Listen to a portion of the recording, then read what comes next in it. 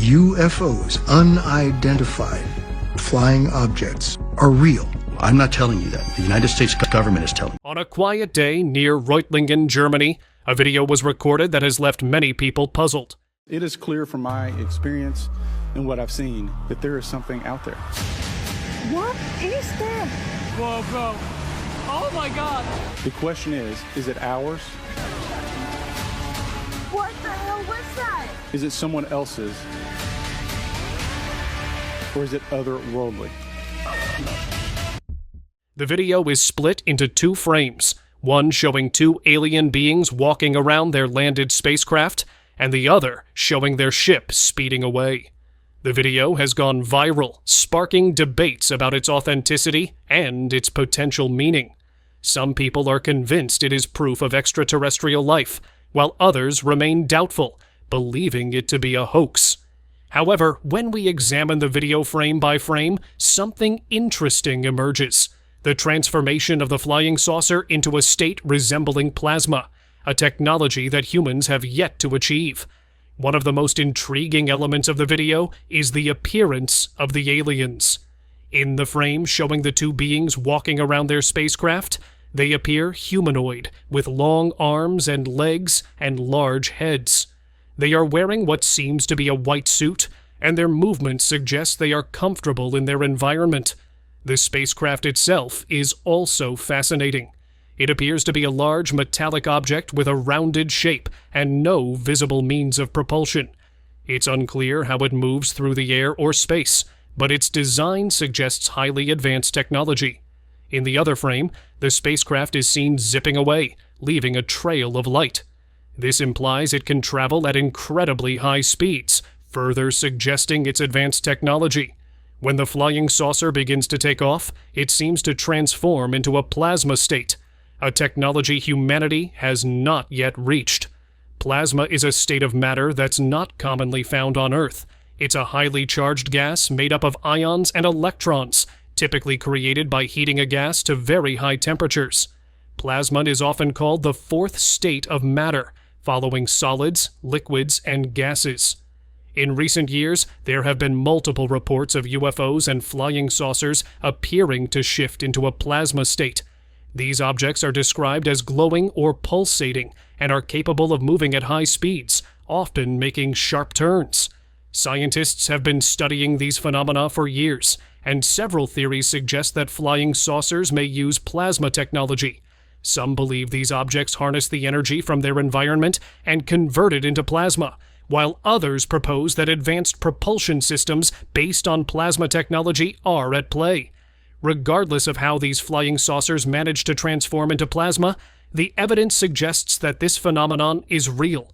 Advanced imaging techniques have captured images of UFOs that appear to be in a plasma state, and there are numerous eyewitness accounts of such objects. The implications of this research are significant. If flying saucers can transform into plasma, it would suggest they use technology far beyond what we currently understand. This raises important questions about the nature of physics and the potential for new discoveries in this area. Additionally, the discovery of plasma-based propulsion systems could revolutionize space exploration. If we can harness plasma's power, we might develop spacecraft capable of traveling at much higher speeds and exploring distant parts of the universe. Whether the video is real or not, it sparks fascinating questions about the possibility of life beyond Earth. For centuries, humans have wondered if we are alone in the universe, and while there is no definitive evidence of extraterrestrial life, many believe it exists. Of course, some are skeptical of the video and think it could be a hoax. With today's video editing technology, convincing footage like this is possible, and it could simply be a well-executed prank. The idea of flying saucers and UFOs has long intrigued people worldwide. While there's ongoing debate about whether these sightings point to extraterrestrial life, growing research suggests these objects might be capable of transforming into a plasma state. The transformation of flying saucers into plasma remains a topic of intense study. While much is still unknown about this phenomenon, the growing body of evidence hints that we might be on the verge of a breakthrough in our understanding of physics and advanced technologies. Debates continue over the video's authenticity, with experts and enthusiasts offering differing opinions. Some point to inconsistencies in the footage, suggesting it's a hoax, while others believe the movements of the beings in the video align with what we might expect from extraterrestrial life. Even if it is a hoax, it still raises valuable questions. The fact that some people are willing to create elaborate hoaxes like this shows the deep fascination with the possibility of extraterrestrial life. It highlights the human desire to explore, discover new things, and push the limits of what we understand. The video near Reutlingen, Germany, remains a mystery. Whether it's evidence of extraterrestrial life or just a clever hoax, it has captured the imagination of people worldwide, sparking important discussions about life beyond our planet. The plasma state of UFOs is a hypothesis suggesting that unidentified flying objects, UFOs, may display characteristics associated with plasma, a distinct state of matter. Plasma is an ionized gas made up of charged particles like electrons and ions, capable of carrying electric currents. Some theories propose that UFOs generate or interact with plasma in various ways. The luminosity and strange behavior seen in certain UFO sightings could be linked to plasma. It's suggested that UFOs create a plasma field around them, manifesting as glowing lights, pulsations, color changes, and dynamic movements. The plasma state is often invoked to explain phenomena such as rapid acceleration, sudden stops, sharp turns, and maneuverability that defies conventional aircraft abilities.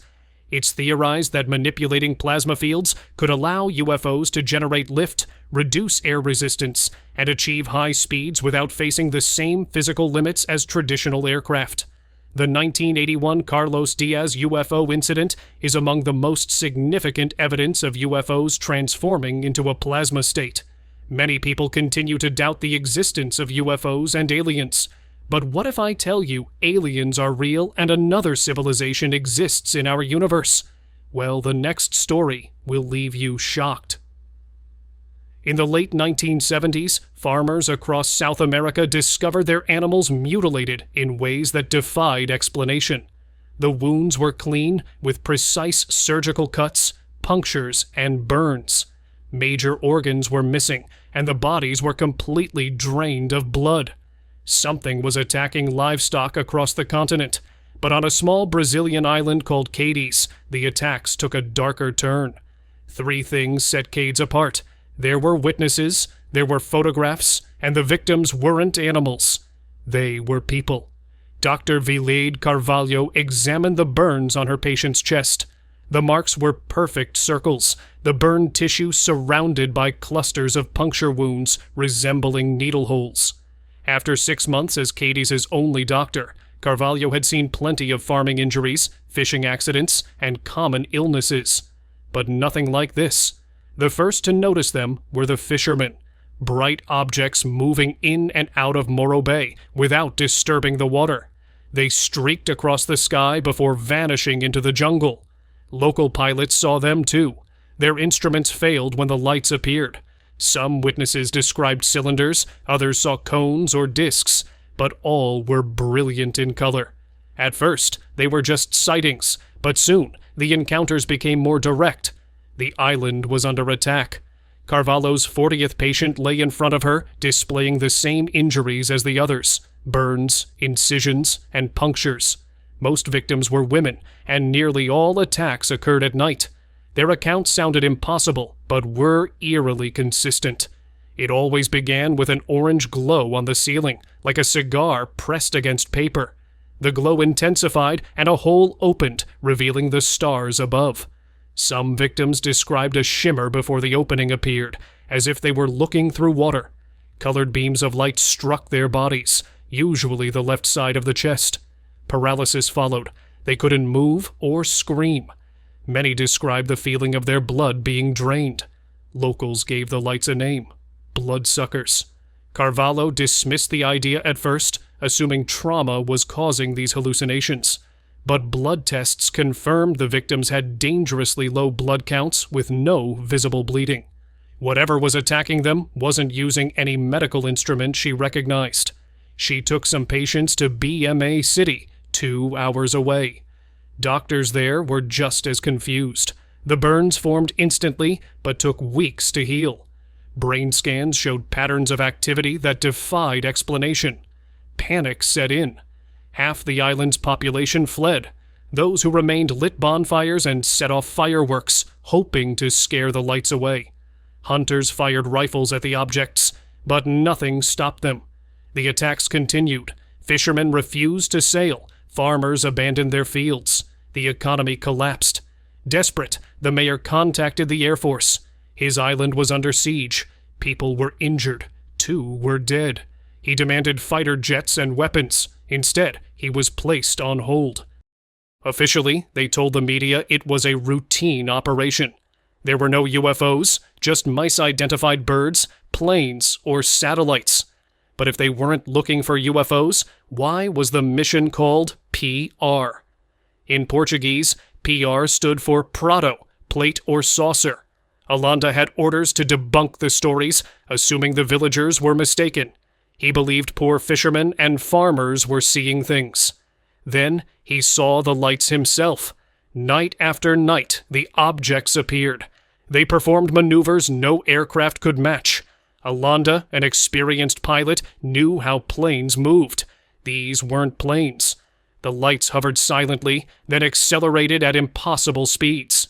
They dove into the water without a splash, only to reappear over the jungle moments later. The team tracked their movements. Water, jungle, villages. These weren't random lights. They were controlled. Alanda witnessed the attacks firsthand. Women ran, but the beams followed. Once struck, they were paralyzed. As the village suffered, other lights hovered above Alanda's team. He felt like they were being watched or monitored. He moved their base camp as a test. The lights followed. The team recorded everything. Compasses spun wildly. Radio signals cut out. Even their high-tech equipment malfunctioned. This wasn't hysteria. This was real. After 4 months, Operation Saucer had collected over 2,000 pages of reports, scientific data, and patterns in the lights' movements.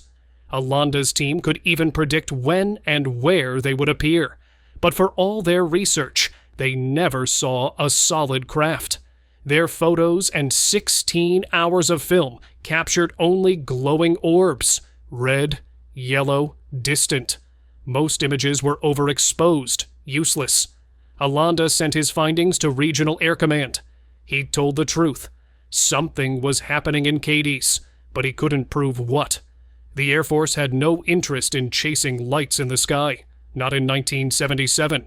It was the height of Operation Condor. The Brazilian military had bigger concerns. The CIA was watching. Why? Operation Condor was a covert alliance between South American military dictatorships aimed at eliminating political opposition. Brazil played a major role, sharing intelligence with Argentina, Chile, and Paraguay. Together, they carried out secret operations, including coups and assassinations, all backed by CIA funding. If the Brazilian Air Force had taken down an American asset and disrupted a CIA mission, the consequences would have been dire. Alanda needed solid proof. He had nothing, just hundreds of photos filled with nothing but white. One night, as he sat in his office going through them, frustration set in.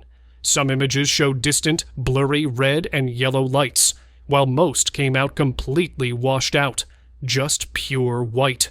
As Alanda examined one of the overexposed pictures, he glanced at the flashlight again. What if, instead of looking at the final photograph, he analyzed the negative?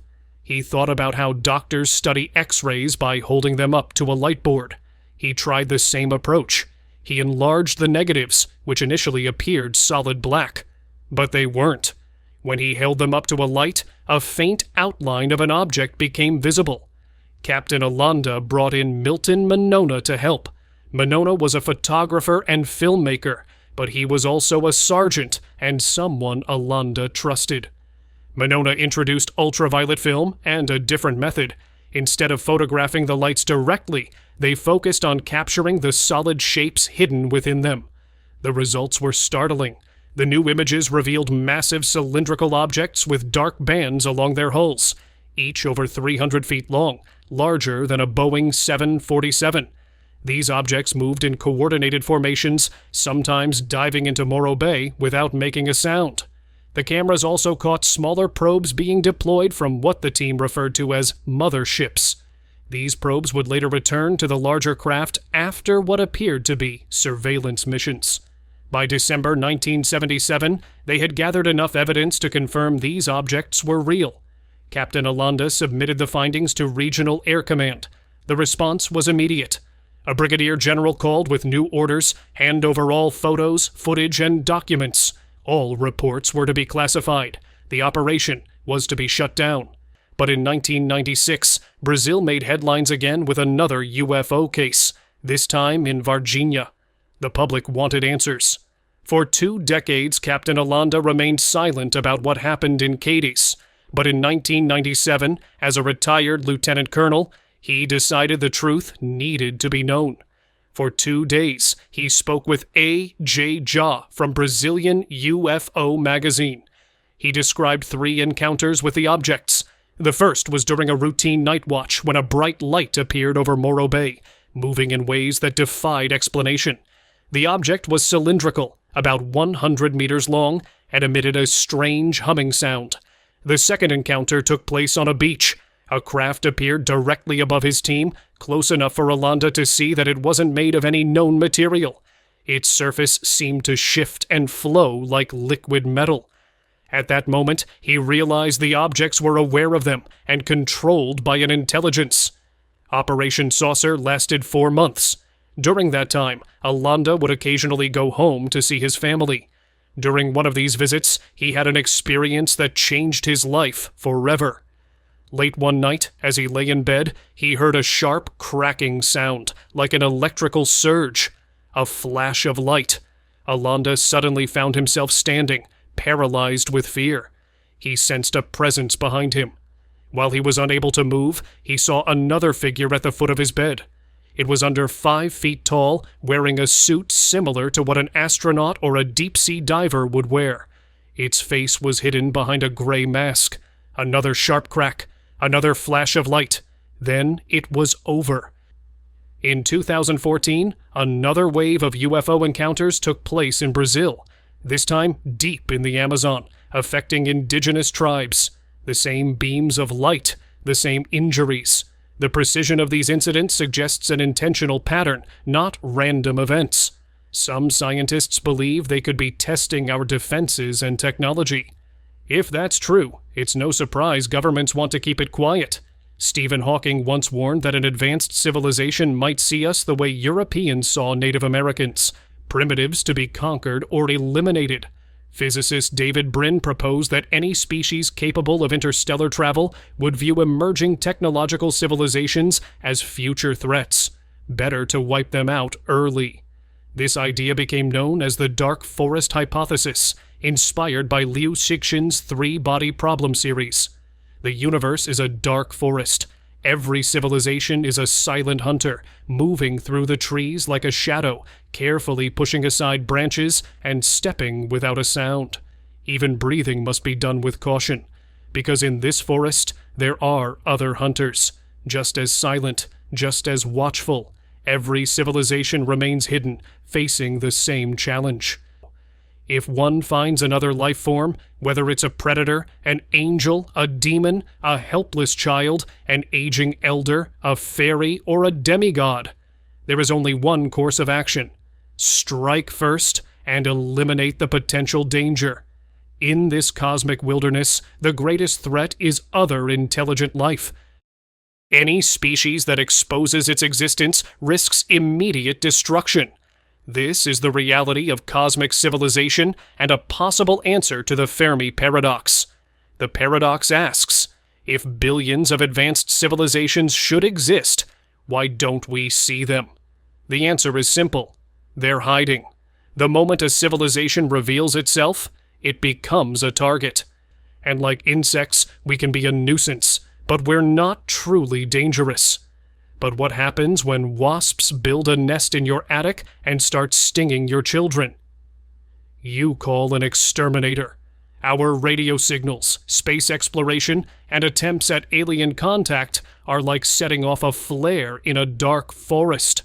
They could attract an alien race that won't stop at experimenting on a few individuals. Our government may possess technology that extraterrestrials would see as a threat. If that's the case, keeping it classified might be the safest option. But this decision shouldn't rest solely with the military. Their role is combat. So that's all for this video.